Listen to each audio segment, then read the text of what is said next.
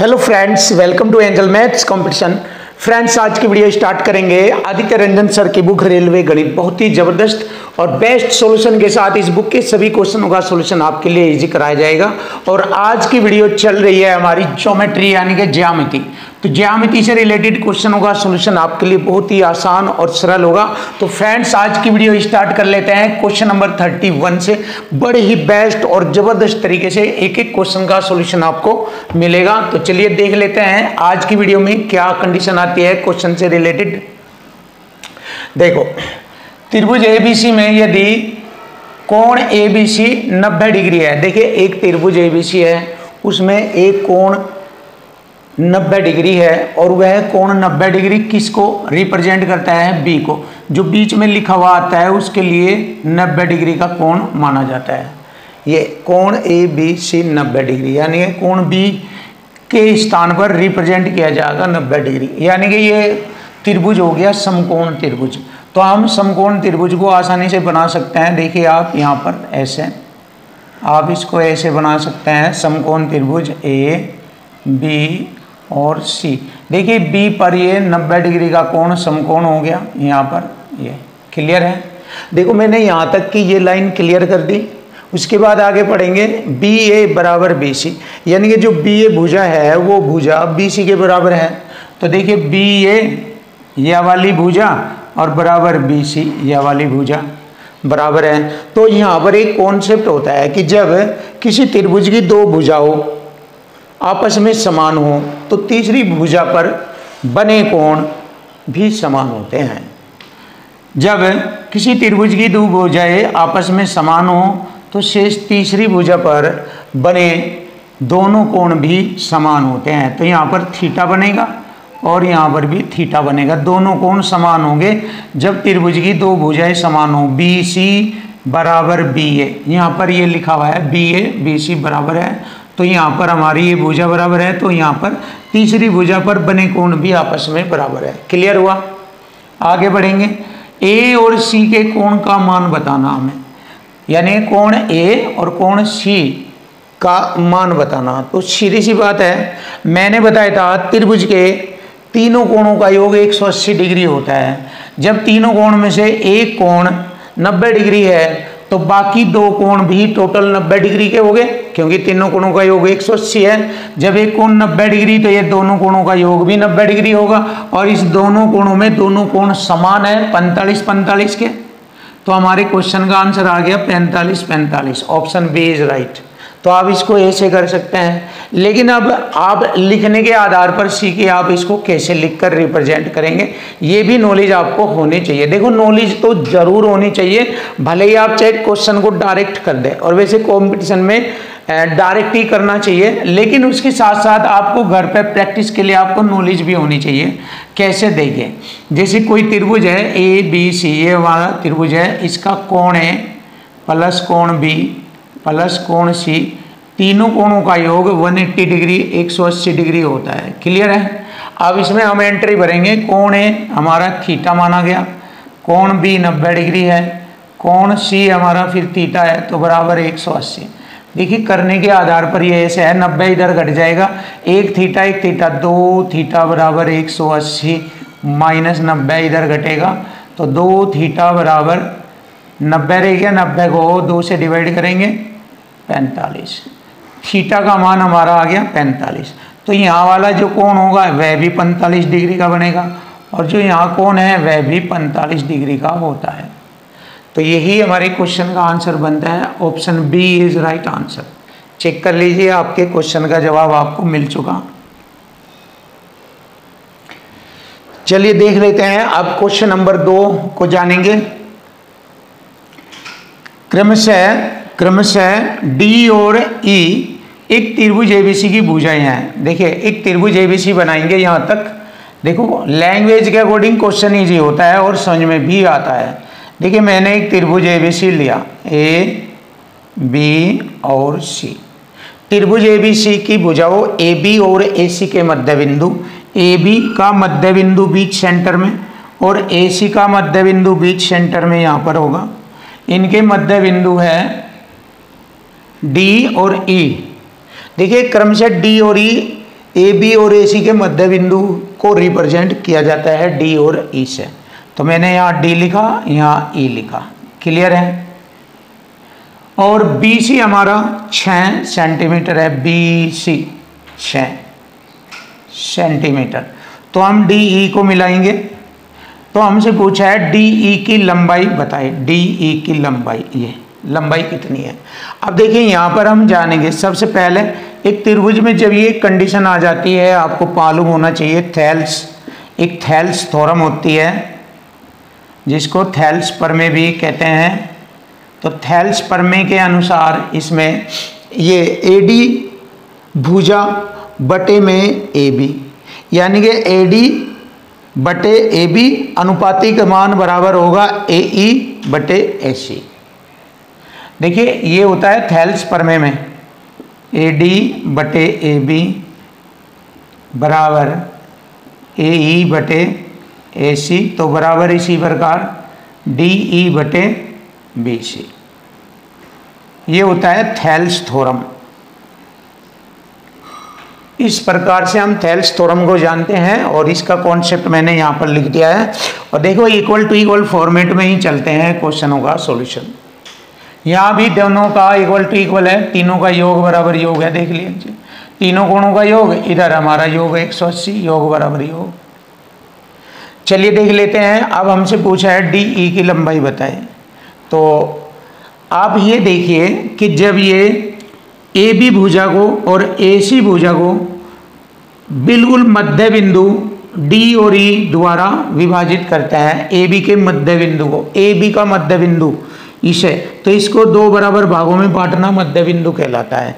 अब A D की जो भुजा बनी रेशो में देखा एक, और डी बी या बी डी कह दीजिए, इसकी भी भुजा एक ही रहेगी, क्योंकि उतना ही हो उतना ही हो गया, क्योंकि दो बराबर भागों में बट गया जो, क्लियर है।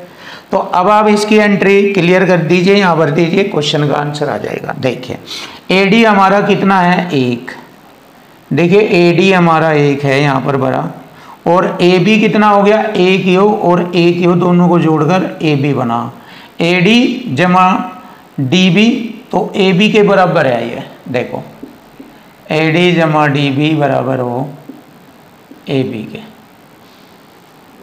ए डी एक डी बी एक, तो बराबर ए बी हो जाएगा 2, समझे ना, ए बी 2 हो जाएगा, ए बी यहाँ लो 2। चलिए बटे में 2 लिखेंगे, बराबर डी ई पूछा है क्योंकि ये बराबर है आपस में, तो बटे में बी सी 6 है। अब इसको हल कर लेंगे, 2 3 6, 3 बराबर D E, D E 3 centimetre हमारे क्वेश्चन का आंसर बन गया। Option B is right answer. तो डी ई का मान हमें मालूम हो गया है 3 सेंटीमीटर है। क्वेश्चन नंबर 33, देखिए क्वेश्चन नंबर 33 का सॉल्यूशन करेंगे जबरदस्त तरीके से आपके सामने। त्रिभुज एबीसी में देखिए एक त्रिभुज एबीसी बनाएंगे हम, त्रिभुज एबीसी बनाएंगे जबरदस्त तरीके से आपके सामने।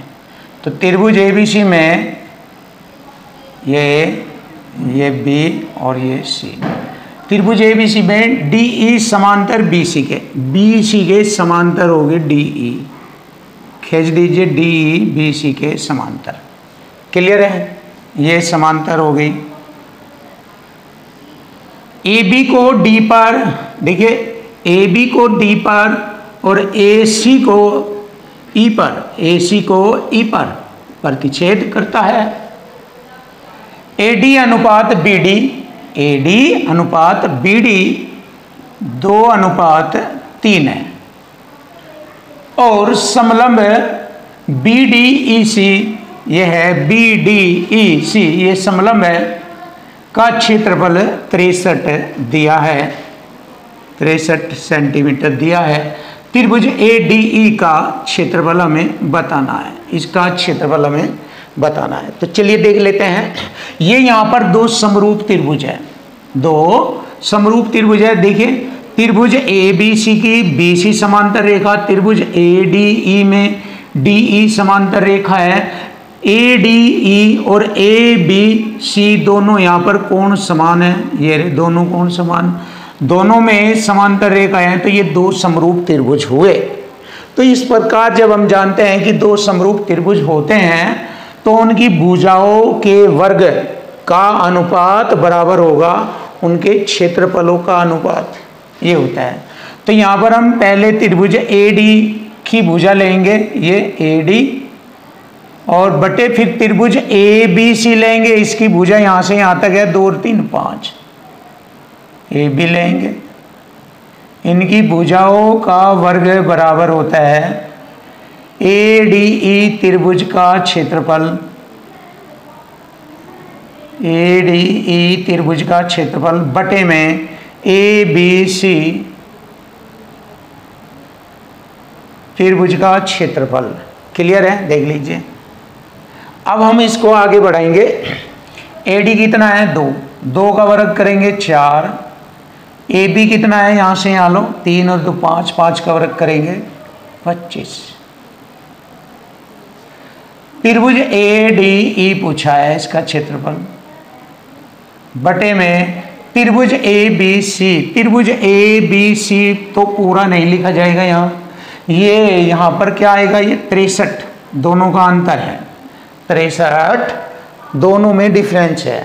कैसे, त्रिभुज ए बी सी में से अगर हम ये यहाँ पर हम ये घटा दे, इतना घटा दे तो ये आ जाएगा। फिर सुनो, त्रिभुज ए बी सी में से अगर मैं इसको घटा दूँ तो ये आ जाता है।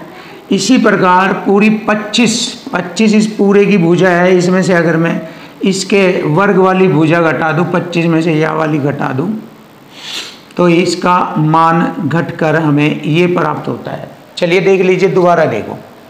अगर मैं त्रिभुज ए बी सी में से पूरे त्रिभुज में से इस त्रिभुज को घटा दूँ तो ये समलंब चतुर्भुज प्राप्त होगा और ये इसके बराबर होगा इस पूरी भुजा के वर्ग में से इस भुजा का वर्ग घटाने के बराबर होगा। तो देखिए इसका मतलब ये हुआ 25 और 4 दोनों का अंतर कितना हो गया 21 और यहाँ दोनों में अंतर हो गया 63, ऐसे लिखेंगे। गजब तरीका है ये, 21 3 63, इक्वल टू इक्वल से ही किया है मैंने ये सवाल, इक्वल टू इक्वल इसी से ही। और एक रेशो की वैल्यू 3 है तो हमारा यहाँ इसका क्षेत्रफल बताना हमें, इसका त्रिभुज ए डी ई का। तो 4 की वैल्यू कितनी होगी, इस 4 रेशो की 12, इसकी जो वैल्यू होगी 12 सेंटीमीटर। देख लीजिए आ गया हमारे क्वेश्चन का आंसर 12 और यही हमारे क्वेश्चन का आंसर है। सिंपल सा तरीका मैंने आपके सामने ला कर रख दिया, जबरदस्त सॉल्यूशन आपके लिए, ऑप्शन बी। अब आता है क्वेश्चन नंबर 34।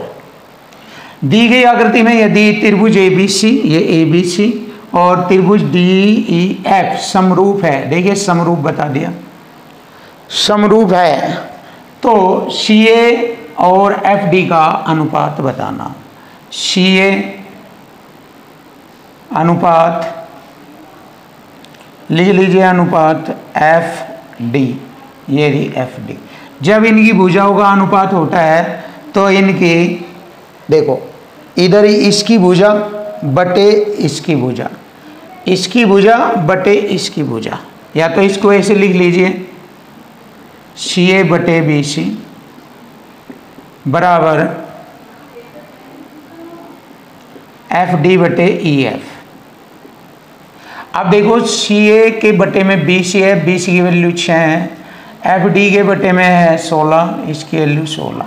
देखिए ये इनके मान होंगे अनुपातिक रूप में। जब हम इसको हल करेंगे 2 3 6 2 8 16 3 8 का अनुपात, तो यहाँ पर 3 और 8 का रेशो होगा, ये रहा 3 व 8 का ratio. Option D is right answer. Simple और आसान तरीका आपके लिए। क्वेश्चन नंबर 35, देखिए क्वेश्चन नंबर 35 जबरदस्त क्वेश्चन आपके सामने। एक समकोण त्रिभुज का कर्ण, देखिए समकोण त्रिभुज बनाएंगे सबसे पहले यहाँ पर ऐसे, समकोण त्रिभुज ए बी सी, यहाँ पर ये 90 डिग्री का कोण होता है। समकोण त्रिभुज का कर्ण किसी एक भुजा के दुगने से 2 अधिक है। अगर ये भुजा हमारी ये है तो इसके दुगने से भी 2 अधिक है। क्लियर, ये कर्ण हो गया।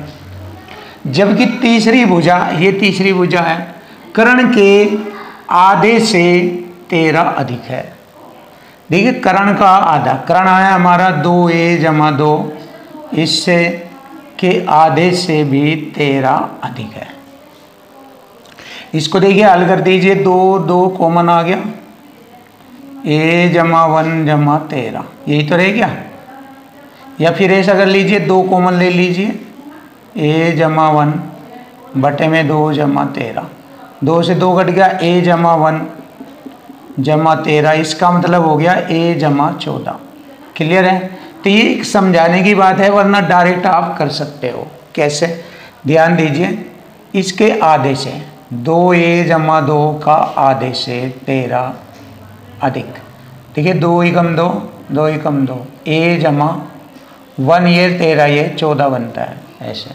तो यहाँ पर मैंने ये तीसरी भुजा बना ली, a जमा 14। क्लियर है। चलिए अब हमें समकोण त्रिभुज की तीनों भुजाएं मालूम होगी, तो यहाँ पर पाइथागोरस थ्योरम का यूज करके a का मान ज्ञात कर लीजिए। a का मान ज्ञात आता ही समकोण त्रिभुज की तीनों भुजाएं हमें मिल जाएगी। मैं यहाँ तक क्वेश्चन को हल करूँगा सबसे पहले, उसके बाद ये वाला बात बताई जाएगी क्या है। चलिए, पाइथागोरस थ्योरम में कर्ण का वर्ग होता है ये 2a जमा 2 का होल स्क्वायर बराबर आधार a स्क्वायर जमा इसका स्क्वायर, a जमा 14 का स्क्वायर। खोल दीजिए इसको, 4a स्क्वायर जमा 2 दूनी 4 जमा 2 दूनी 4 दूनी 8 है, a स्क्वायर जमा a स्क्वायर जमा 14 का वर्ग 194 जमा 14 दूनी 28 है। क्लियर। अब देखो ये एक a स्क्वायर से कट गया, 4a में से 2a स्क्वायर रह गया। अब ये 28 से इधर ले आएंगे, माइनस का 20 रह जाएगा, क्योंकि 28 में से 8 घटाएंगे 20 है। और ये इधर आएगा माइनस का 196 में से 4 घटाएंगे 192।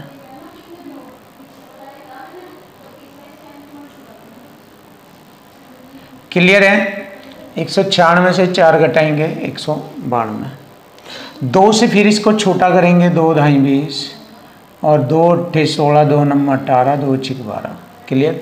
अब देखिए 16 के ऐसे फैक्टर करने हैं जिनका अंतर 10 आ जाए, तो 16 छिकम 96 हो गया। देखिए a स्क्वायर माइनस 16a जमा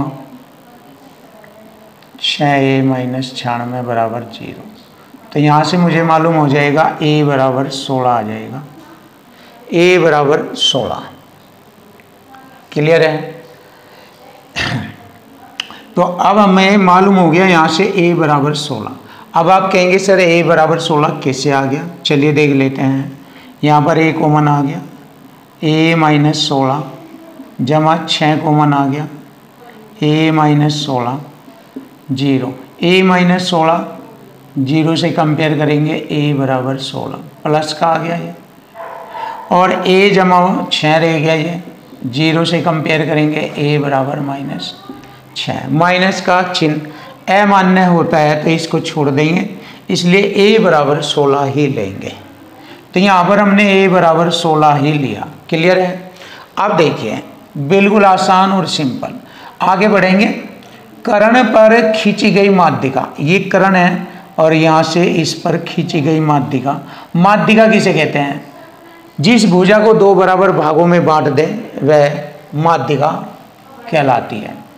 देखिए यह माध्यिका है, BD के दीजिए इसे, AC को 2 बराबर भागों में बांट देती है, यो भाग और ये भाग। यानी कि लंब जो है इसका AC का आधा होता है। अब हम देखते हैं BD का मान निकालना। BD बराबर होता है AC का आधा। क्लियर। AC हमारा कितना है पूरा, A का मान मैंने 16 निकाला, 16 दूनी 32 और 2 34, 34 का आधा हो गया 17। यही हमारे क्वेश्चन का आंसर होगा 17। Option C is right answer. बिल्कुल क्लियर और सिंपल तरीके से आपके सामने क्वेश्चन का सॉल्यूशन किया। क्वेश्चन नंबर आता है 36। यह है दिया गया है कि त्रिभुज एबीसी समरूप त्रिभुज एफ डी ई, तो दो त्रिभुज बनाएंगे, त्रिभुज एबीसी, त्रिभुज एफ डी और ई, और ये त्रिभुज एबीसी। क्लियर है? देख लीजिए, समरूप त्रिभुज है, ए बी 6 है ये, और कोण बी 60 डिग्री है, कोण ए 70 डिग्री है। त्रिभुज के तीनों कोणों का योग 180 होता है, 7 6 13 130, तो ये 50 हो जाएगा। अब देखिए ये समरूप त्रिभुज इस समरूप त्रिभुज के बराबर तब होंगे जब ये वाला कोण इस कोण के बराबर होगा और ये वाला कोण इस कोण के बराबर होगा और ये वाला कोण इसके बराबर होता है, ऐसे माना जाता है। तो अब हम क्या जानेंगे, कौन सा सत्य है, कौन सा सत्य है? DE 5 होगा, DE 5 होगा, जबकि ये भुजा का अनुपात इस भुजा के अनुपात के बराबर होता है, जबकि यहाँ पर ऐसा नहीं है। देखिए समान, ये वाली भुजा हमारी यहाँ 6 है, जबकि यहाँ पर इसने क्या बताया 5, तो ये नहीं है। कोण E 50 है, ये तो है सेम, एक बात तो मैच कर गई हमें, दोनों बात कोण और भुजा दोनों मैच करनी है, क्योंकि ऑप्शन में कोण और भुजा दोनों पूछी गई है। देखिए DF 6 हो सकता है AB के बराबर, ये रहा, और कोण E 50 कोण C के बराबर, ये, तो यही हमारे क्वेश्चन का आंसर बन जाएगा। DF 6 होगा और कोण E बराबर 50 होगा, तभी यो आपस में दोनों त्रिभुज समरूप त्रिभुज हो गए। तो यही हमारे क्वेश्चन का आंसर बनेगा, option B is right answer.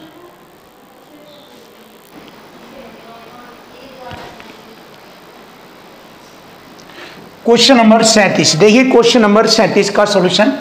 यदि दिए गए चित्र में त्रिभुज एबीसी में, ये त्रिभुज एबीसी में DE समांतर है BC के। क्लियर? AD कितना है 7 सेंटीमीटर, AE है 3.5 सेंटीमीटर, DB है हमारा 6 सेंटीमीटर। तो AC का मान हमें बताना, ये AC का मान, तो ये हमारा एक कॉन्सेप्ट होता है, आप जानते हो थेल्स फॉर्मूले में AD बटे AB बराबर AE बटे AC, ये वाला कॉन्सेप्ट होता है, और इसके अकॉर्डिंग हम क्वेश्चन का सॉल्यूशन कर देते हैं। AD हमारा 7 है, AB हमारा 7 और 6 13, पूरा AB 13 हो गया यहाँ लो, और AE 3.5 है, तो AC हमें बताना। देखिए 7 पंजे 35.5 और 13 पंजे 65, 6.5, AC की लंबाई आ गई 6.5 सेंटीमीटर, और यही हमारे क्वेश्चन का आंसर बन जाता है, ऑप्शन डी इज राइट। अब देखेंगे क्वेश्चन नंबर हम 38। एक समद्विबाहु त्रिभुज की दो समान भुजाओं में से एक समद्विबाहु त्रिभुज बनाएंगे हम यहाँ पर, जिसकी ये दो समान भुजाएं हैं ABC, में से प्रत्येक भुजा की लंबाई, इसकी और इसकी लंबाई 5-5 सेंटीमीटर है, ये हमने बनाया, और इसके आधार की लंबाई 8 सेंटीमीटर है ये। तो त्रिभुज का क्षेत्रफल बताना है। देखिए आधार पर अगर हम लंब डालें या माध्यिका डालें इस पर, तो यह ऐसे दो बराबर भागों में बांट देती है ऐसे। अब देखिए यहाँ पर पाइथागोरस थ्योरम बन जाता है। पाइथागोरस थ्योरम के अकॉर्डिंग हम क्या कहते हैं, 5 का वर्ग 25, 4 का 16, 25 में 16 घटाएंगे 9, 9 का वर्गमूल 3, ये 3 आ जाएगा हमारा पाइथागोरस थ्योरम के अकॉर्डिंग। अब हम त्रिभुज का क्षेत्रफल ज्ञात करेंगे, 1/2 आधार गुणा लंब, आप जानते हो आधार गुणा लंब, तो 1/2 आधार कितना है 8, पूरा 8, और लंब है हमारा 3, तो इसको हल करेंगे 2 × 8 4 × 12 सेंटीमीटर स्क्वायर, ये आ गया क्वेश्चन का answer, option D is right answer.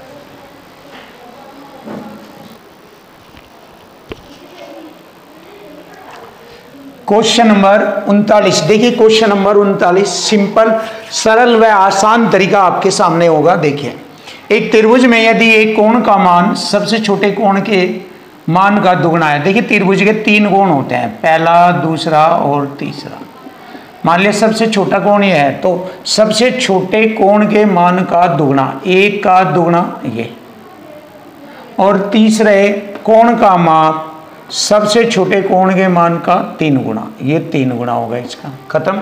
अब आपको पता है त्रिभुज के तीनों कोणों का योग 180 डिग्री होता है और हमारा योग होता है 6, इक्वल टू इक्वल ही है यहाँ पर भी। देखिए एक रेशो की वैल्यू 30 डिग्री, 36 18 30। सबसे बड़ा कोण पूछा है, सबसे बड़ा कोण यह है, 30 की गुणा करेंगे लाकर, सबसे बड़ा कोण आ गया 30 3 90 डिग्री, ये आ गया सबसे बड़ा कोण आ गया 90 डिग्री। फिनिश। बहुत सरल व आसान आपके लिए। क्वेश्चन नंबर 40, देखिए 40वां क्वेश्चन, सुपर क्वेश्चन। यदि किसी त्रिभुज की भुजाओं की लंबाई x जमा 1 7 है, माइनस एक्स 4x माइनस 2 है, तो x का वह मान ज्ञात करो जिसके लिए एक समद्विबाहु त्रिभुज हो। देखिए यहाँ पर टैग आ गया, टैग आ गया समद्विबाहु त्रिभुज हो, और आप जानते हैं कि समद्विबाहु त्रिभुज में दो भुजाएं समान होती है। समद्विबाहु त्रिभुज में ABC में दो भुजाएं समान होती है, तो यहाँ पर भी त्रिभुज की ये तीनों भुजाएं हैं, इसमें दो भुजाएं समान बनाएंगे। देखो ये तो हो नहीं पाएगी, इसको और इसको कर सकते हैं। 7 माइनस एक्स बराबर 4x माइनस 2, यानी कि दो भुजाएं समान होती है। यहाँ से x की वैल्यू फाइंड हो जाएगी। देखो माइनस एक्स इधर आएगा 5x हो जाएगा ये, और ये माइनस का 2 इधर आकर प्लस का 2 हो जाएगा, 9 हो जाएगा। अब 9 को 5 से भाग करेंगे, 5 एकम 5, 4 5 8 40। x की वैल्यू आ गई 1.8, ये आ गया हमारे क्वेश्चन का आंसर 1.8। तो ये हमारा x का मान है।